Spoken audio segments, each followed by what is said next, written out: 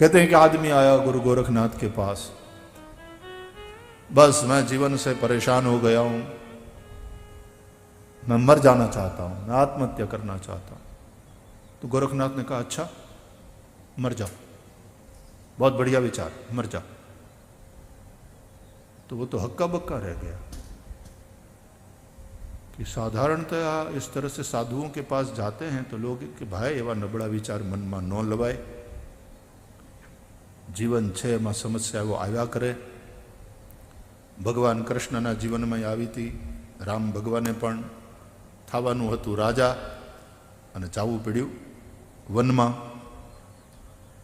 संसार जे आवुं हाल्या करे एमां आवा नबळा विचार मन में न लवाय। कंईक आवुं समजावे साधु, एने बदले गोरखनाथ के हारो विचार जट कर कि महाराज आप क्या कह रहे हैं। ओलू खेच पकड़ जोर आता है बे जना बात करीने पछी एने पकड़ी राखो ने त्यां तो आम तोड़ाव्या करे, पण जो छूटो मूकी दो धीमेथी एवो आम टाढो पड़ी जाए। मनावो तो बहु भाव खाए जेटला मनावो। अने घणा तो हकीकत में कोक मनावे एटला माटे ज भाव खाता होय। खास करीने जमाई नामनुं प्राणी ई केटेगरी में आवे। जमाई क्यारे रिसाय, हाळाना लग्न आवे त्यारे। एने खबर छे कि आपड़ा भाव आमां वधवाना, जरूर पड़वानी, मनावशे। એટલે અમારે ત્યાં સંસ્કૃતમાં પણ એમ કહેવાય જામાતા દશમો ગ્રહ, ઓલા નવગ્રહ નડે એના જાપ થાય એનું કંઈક થાય, આ 10મો ગ્રહ છે।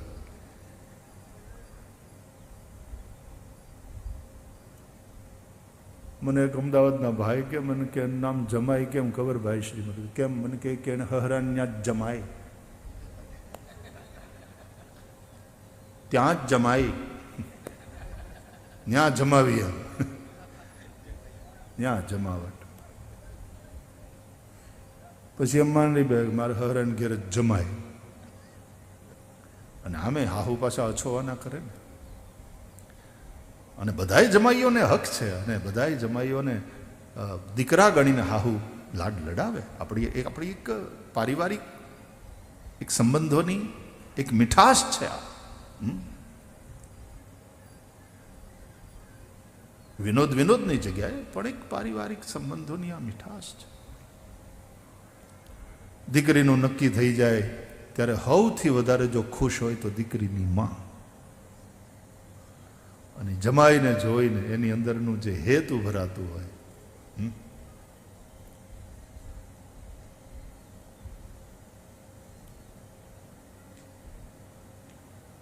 गुरु गोरक्षनाथ ने कहा कि अच्छा विचार है, कर ले।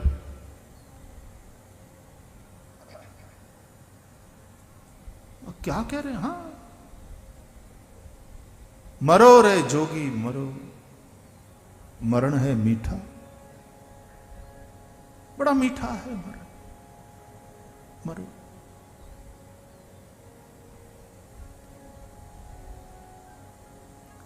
लेकिन तू जिस अर्थ में मरने की बात करता है, एक बात तू समझ ले,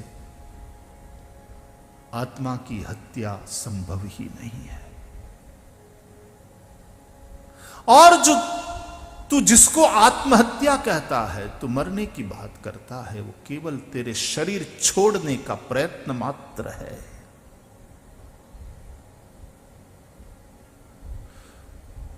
तू मुझे बता, तू घर पे आता है और अपना कुर्ता उतार के वो टांग देता है खींटी पर,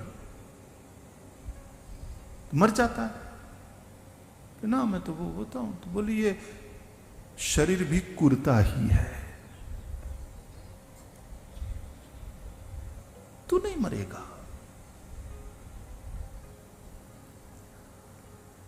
लेकिन किस तरह से मरना चाहिए मैं तुझे सिखाता हूं, पर वो वाला मरण बड़ा मीठा है।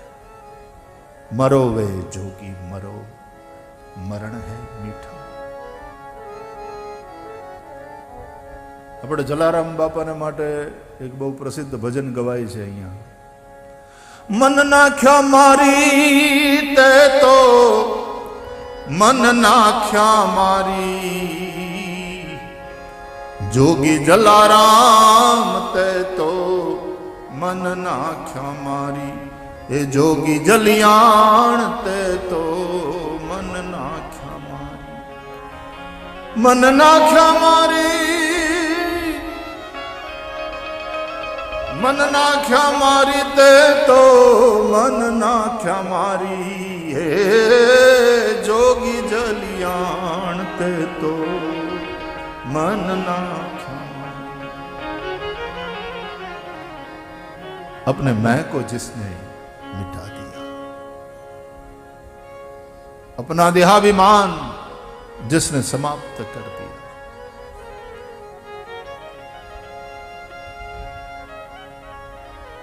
उस आनंद में जो प्रतिष्ठित हो गया तो फिर वहां देहाभिमान समाप्त हो ही जाता है. और ये मरण बड़ा मीठा है.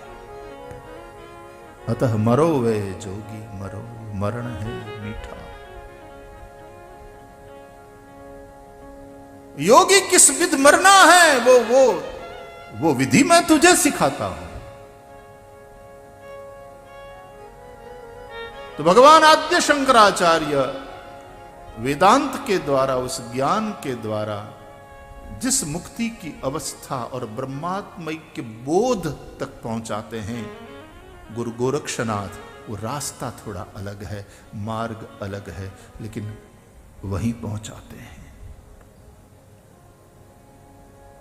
वो पंडितों का, प्रबुद्धों का, ज्ञानियों का मार्ग है, ये योगियों का मार्ग है. यहां सीधा साधा अनपढ़ आदमी भी भेख भगवान को धारण करके और वहीं पहुंच सकता है जहां वो ज्ञानी पहुंचता है, वहीं ये ध्यानी भी पहुंचता है. उसके मंत्र वेदोक्त है, निगमोक्त है, और इसके मंत्र आगमोक्त है. निगम आगम और ये पुराण, भागवत हो, रामायण हो, निगम आगम पुराण सबका सार है. भागवत क्या है? बोले वेदोपनिषदाम सारा जाता भागवती कथा. रामचरितमानस क्या है? बोले नाना पुराण निगमागम सम्मतम यद रामायणे निगदितम क्वचिदन्यतोपि स्वांत सुखाय तुलसी रघुनाथ गाथा भाषा निबंध मति मंजुल मातनोति.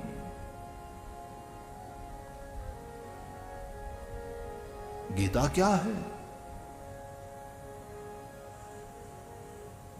सर्वोपनिषदो गावो दुग्धा गोपाल नंदन पार्थो वत्सः सुधीर भोक्ता दुग्धम गीतामृतम महत्. उपनिषद रूपी गौओं का दूध है गीता, यानी सार.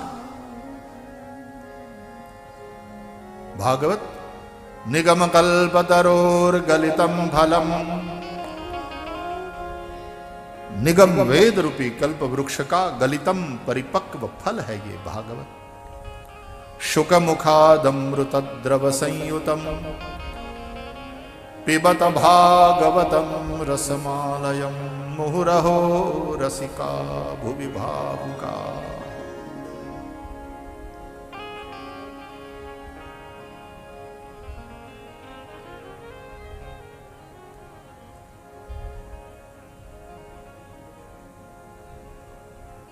तो ये परमहंसों की संहिता है. ये ऐसा आसव है जिसको पीने से नशा चढ़े. समाधि नशा है.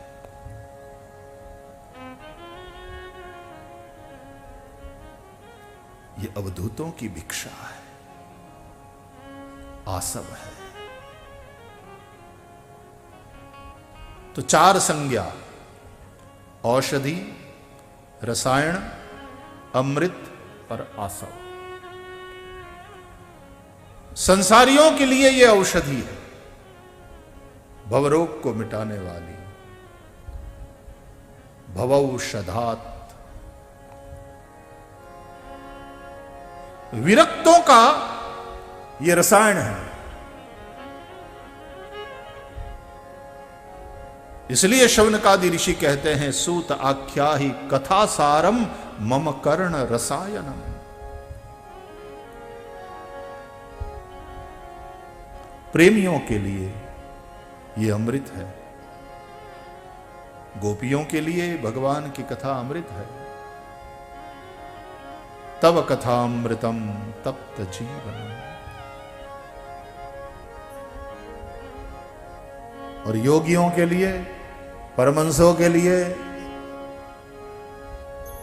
अवधूतों के लिए, फिर चाहे शंकर जी हो, चाहे सनत कुमार हो, चाहे सुखदेव हो, उन अवधूतों के लिए ये आसव है।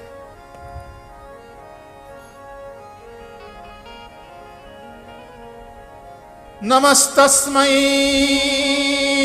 भगवते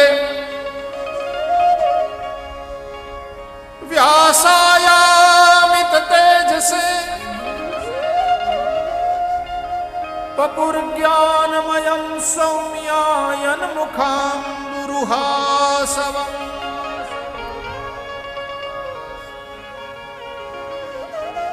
अवधूत सुखदेव ने कहा है ये मंगलाचरण में। नमस्तस्मै भगवते व्यासायामित तेजसे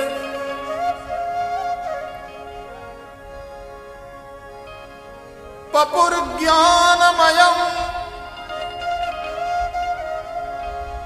यन्मुखाम्बुरुहासवम्। यन्मुखाम्बुरुह आसवम्।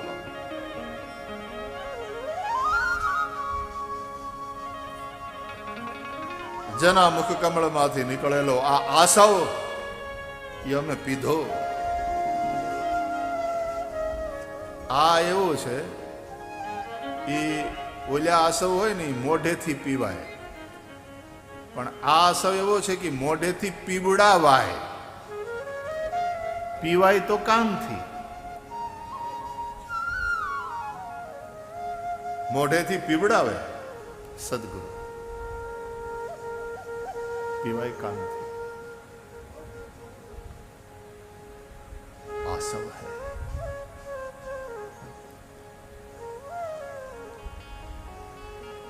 तो ऐसी अवधूतों की ये भिक्षा, ऐसा अवधूतों का ये आसव।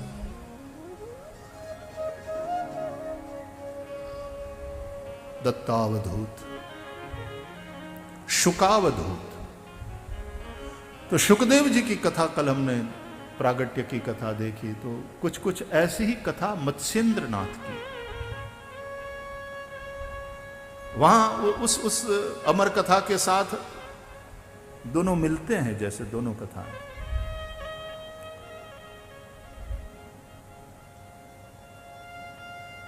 एक ब्राह्मण के ऐसा बच्चा हुआ और उस योग में हुआ था, तो उसका त्याग करना पड़ा और वो पानी में छोड़ दिया। मछली ने निगल लिया और फिर उसके अंदर से निकला। भागवत के 10वें स्कंद उत्तरार्ध में रतिपति कामदेव फिर जो प्रद्युम्न बन करके प्रकट हुए, उनकी कथा है। ये कथाएं बड़ी हट करके,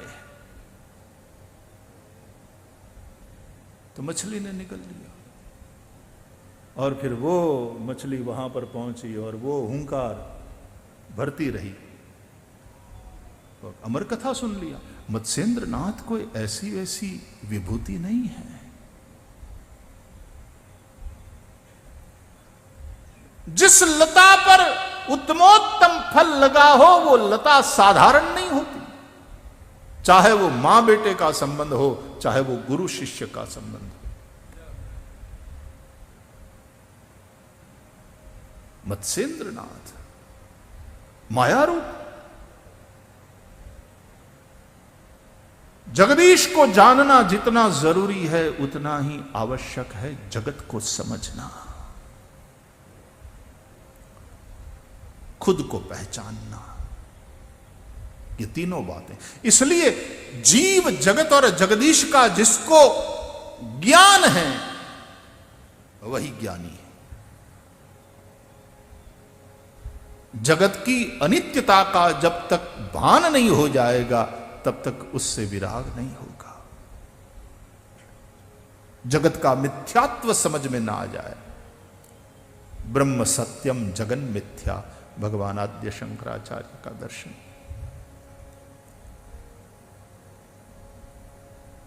तो मत्स्येंद्रनाथ,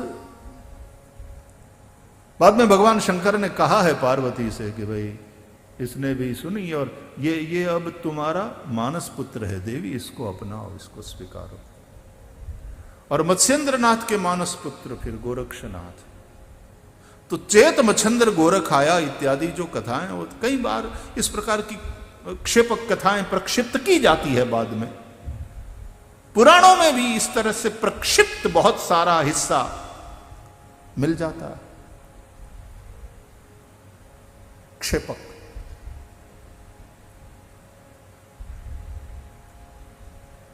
पण कामरू देश ने न्या बधी रमणीओ ने एनी वच्चे मत्स्येंद्रनाथ ने, वो सब कथाएं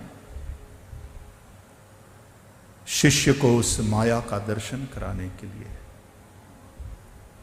बाकी चेत मच्छंदर गोरख आया। मुझे तो महाराज जी जो अंदर से अर्थ सूझता है इस चीज का, इस बात का, इस वाक्य का कि चेत मच्छंदर गोरख आया, इसका मतलब यह नहीं कि मच्छंदर सावधान, गोरख आया। शिष्य आवे और वो गुरु सावधान हो जाए। मुझे लगता है वो चेतन धुणा, धुणा की महिमा,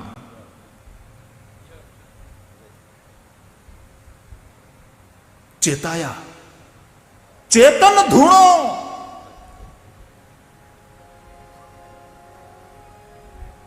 मच्छंदर जैसे अपने आप से कह रहे हैं कि मच्छंदर चेत, आने चेताओ, इन्हें प्रगटाओ। कौन है? बोले ये गोरख आया। इसको रामकृष्ण देव तैयार ही है नरेंद्र दत्त के लिए। चेत, रख चिंगारी,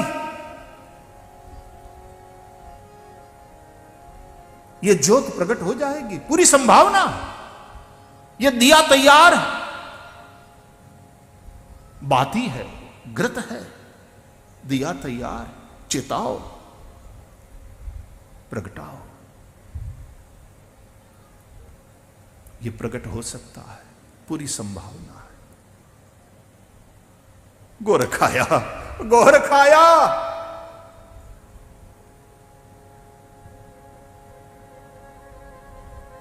नरेंद्र दत्त पहुंचता था जब जब रामकृष्ण देव के पास, तो रामकृष्ण देव को ज्यादा उत्सुकता है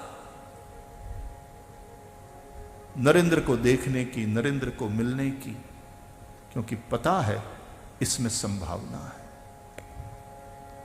यह चेताया जा सकता है, यह ज्योत प्रकट हो सकती है।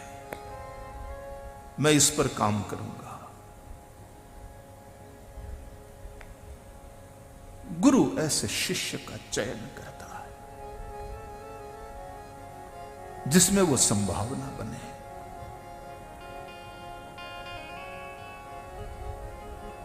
मच्छंदर चेत,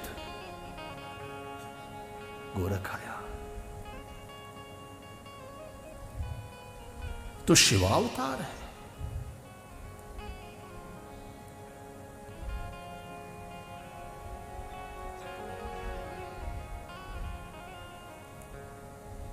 कथा है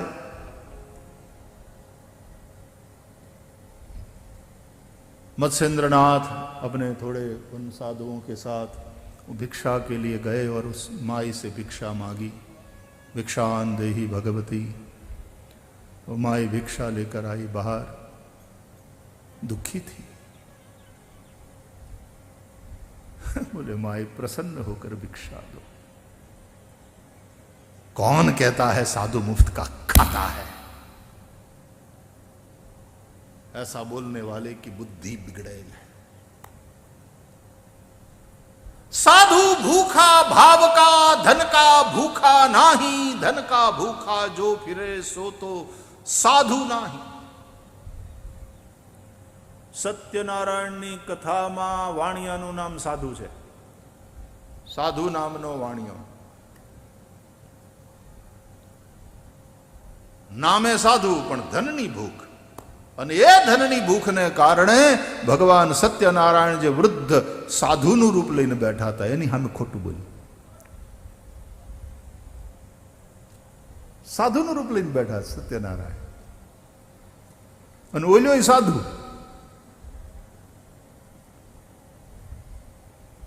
આ તારી નૌકામાં શું ભરેલું છે? એટલા લોભીઓ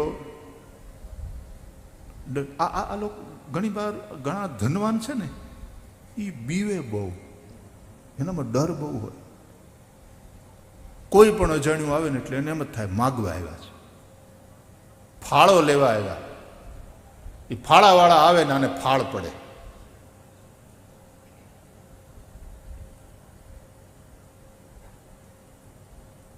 अर्थ हमेशा चिंता और भय से युक्त रखता है, इसलिए कहा है अर्थ अनर्थ का कारण है.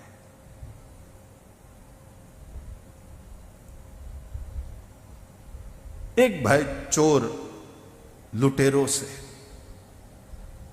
दूसरा भाई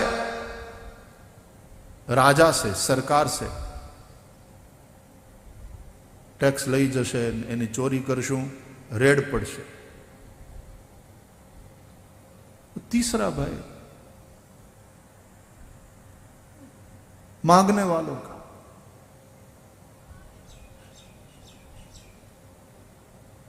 अर्थ कितना भयभीत कर देता है आदमी को. तेरी नौका में क्या भरा है? महाराज मेरी नौका तो लता पत्र से भरी है. तथास्तु. और हम सत्यनारायण की कथा में सुनते हैं कि उस बनिए की दोनों नौकाओं में जो धन भरा था वो लता पत्र बन गया, घास फूस. उनका धन धन थोड़ी है, वो घास फूस ही है जो परमार्थ में काम ना आए. तिस्रह गतया, धन की ये तीन गति, यश, भोग और नाश. या तो परमार्थ में लगाओ, यश कमाओ, या खुद मौज करो, भोगो, और नहीं तो फिर नाश तो है ही है. सो धन धन्य प्रथम गति जाके, तुलसीदास जी कहते हैं वह धन धन्य है जिसकी प्रथम गति परमार्थ में जो खर्च होता है. अर्थ जो परमार्थ में खर्च होता है, कृतार्थ.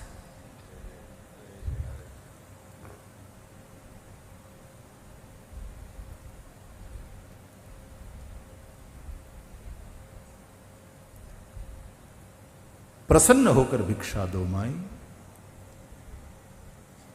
आपे ने माना क्या फाड़ो तो ये फाड़ो हुंफाड़ो होवो જોઈએ.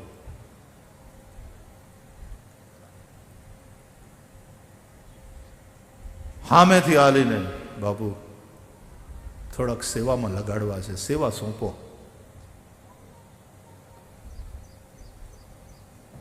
અમારી જરૂરિયાત કરતા વધારે ભગવાને અમને આપ્યું છે, ઘણું ભેગું થયું, તિજોરી ફાટ ફાટ થાય છે. બાપુ ક્યાંક હારે માર્ગે ખર્ચવા છે, તમે આદેશ આપો, ક્યાંક સેવાનો અવસર આપો. એ ફાળો હુંફાળો, અને એવો ફાળો ઉગે. પરાણે પીડાવ્યા હોય તમારે એટલા જ લખાવવા જ પડશે. શરમાવ્યા હોય, દબાવ્યા હોય, શું હોય પછી?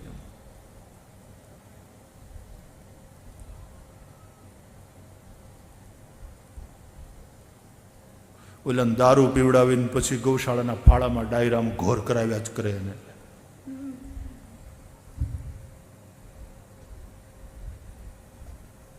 આવું અમુક ઠેકાણે બન્યું છે એટલે કહું છું.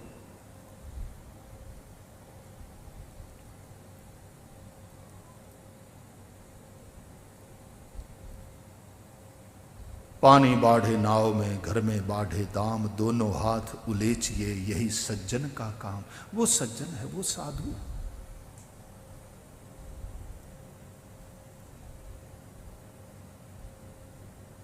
व्यापारी सही अर्थ में साधु हो, केवल नाम मात्र का नहीं.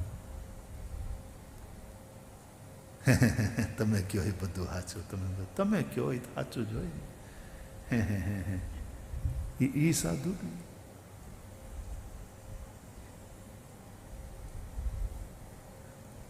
साधनोति पर कार्यम, दूसरे के कार्य को जो सिद्ध करे वो साधु.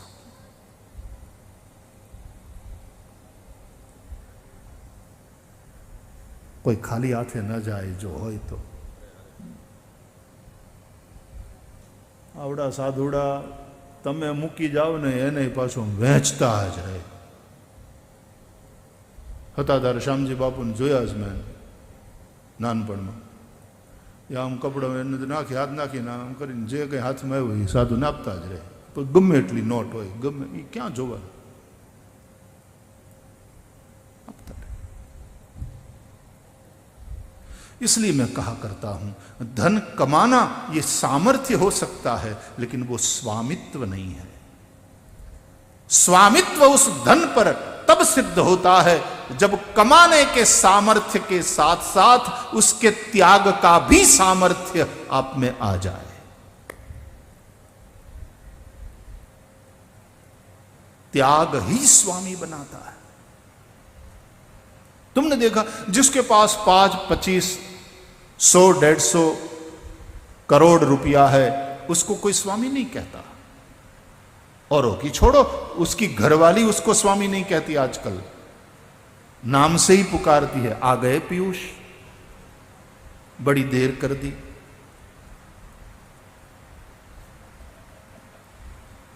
पीयूष हजी નથી આવ્યા. હવે તો એમાંય તે પાછું પ્રેમનો તુકારો જ. પિયુષ હજી આવ્યો નથી તો આપણને જો ઓળખાણ ન હોય તો ખબર ન પડે કે આ છોકરાની વાત કરે કે છોકરાના બાપાની વાત કરે. પિયુષ નથી આવ્યો એટલે વોટ ડુ યુ મીન? એ પિયુષ છે કોણ?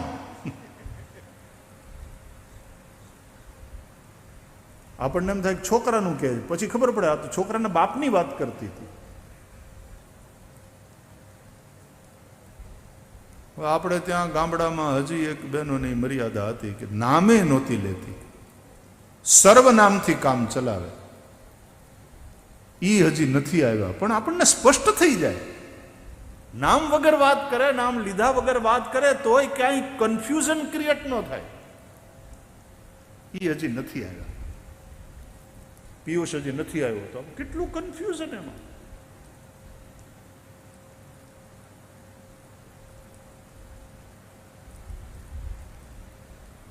तो उसकी पत्नी भी उसको स्वामी नहीं कहती, उसके नौकर चाकर उसको स्वामी नहीं कहते.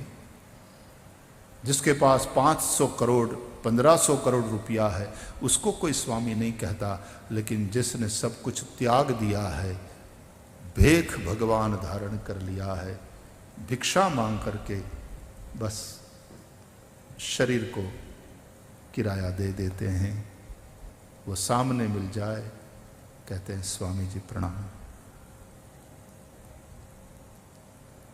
किसने स्वामी बनाया? अब शंकराचार्य परंपरा में जो स्वामी है वही गोरक्ष परंपरा में नाथ है. और नाथ और स्वामी का अर्थ एक ही होता है.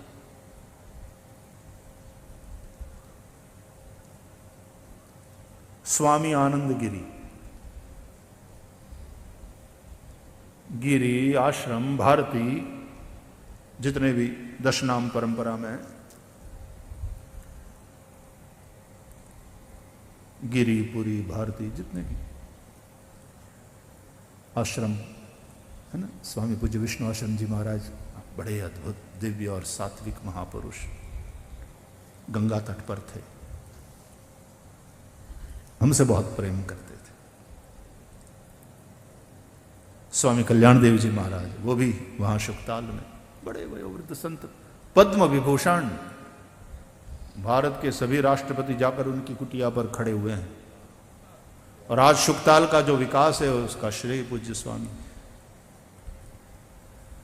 कल्याण देव जी महाराज को जाता। अपने सांदीपनी में जो गुरुकुल का स्कूल बिल्डिंग है उसका उद्घाटन भी पूज्य स्वामी कल्याण देव जी महाराज ने अपने कर कमलों से किया। वो एक नवरात्रि में सांदीपनी में रहे सांदीपनी में, लेकिन भिक्षा मांगने बाहर जाते थे। बोले वो हमारी परंपरा है, एक हमारी मर्यादा है, तो कभी यहां का भी ले लेंगे, लेकिन फिर और घरों से भी लेंगे। ये स्वामी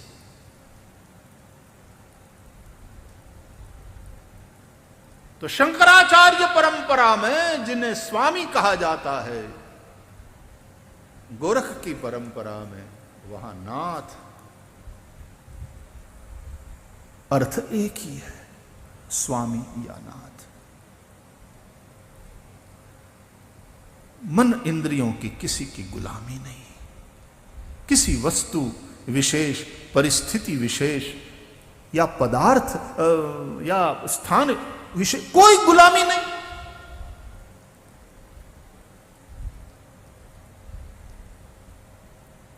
नाथ है।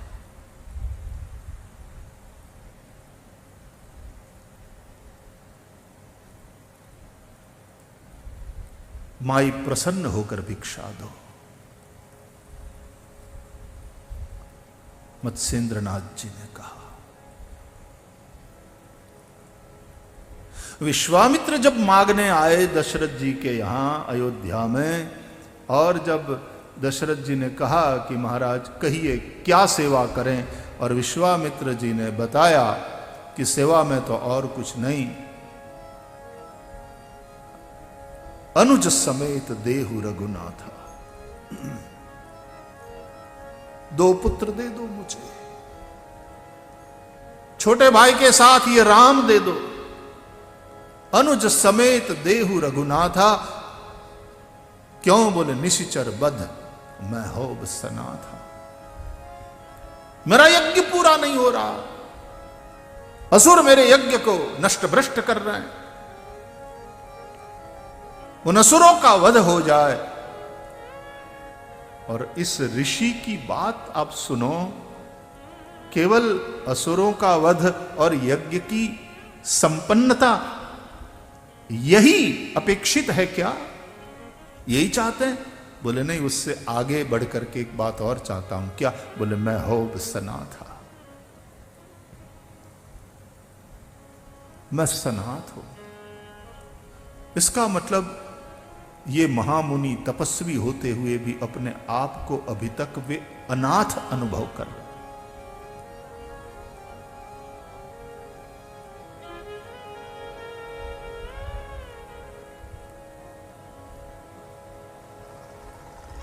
तो विश्वामित्र महामुनि है, ज्ञानी है, वन में आश्रम बना करके रहते हैं। विश्वामित्र महामुनि ज्ञानी, बसही विपिन शुभ आश्रम जानी, जहां जप यज्ञ जोग मुनि करही। जप यज्ञ जोग करने वाले, लेकिन अति मारीच सुबाहु ही डरही।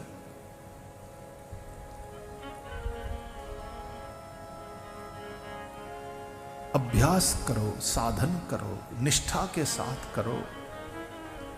वैराग्य भी हो, अभ्यास भी हो, अभ्यास में निष्ठा हो, गुरु के आदेश के अनुसार और गुरु के मार्गदर्शन के अनुसार साधन भजन चल रहा हो, तब भी यदि समर्थ सद्गुरु की सन्निधि न हो तो साधक डरता है।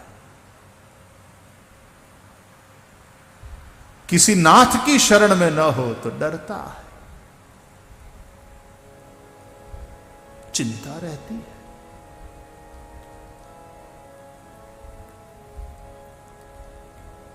विश्वामित्र गाधितनय मन चिंता व्यापी, हरि बिनु मरहि न निशिचर पापी।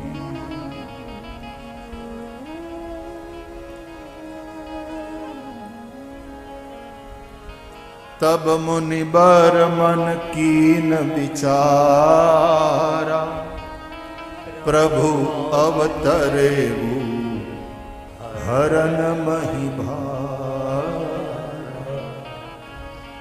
एहू मीस देखो पद जाई, कर बिनती आनो दो भाई।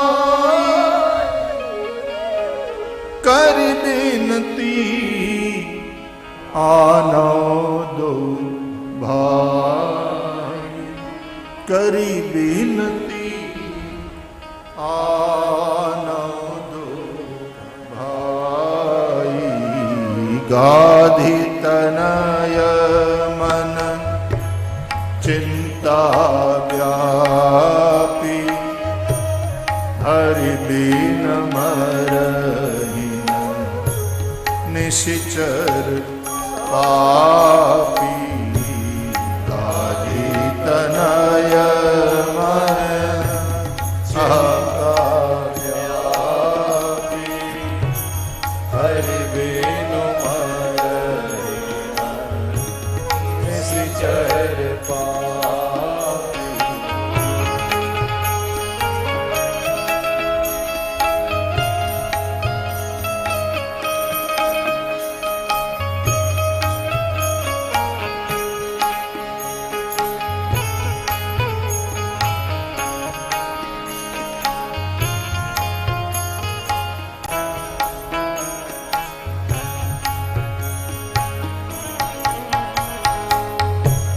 तब मुनि बर मन कीन विचारा, प्रभु अवतरेऊ